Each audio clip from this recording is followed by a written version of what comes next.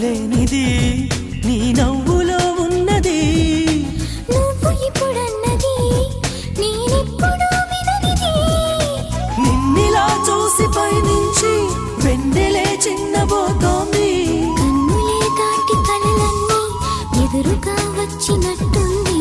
ఏమో ఇదంతా నిజంగా కలలాగే ఉంది.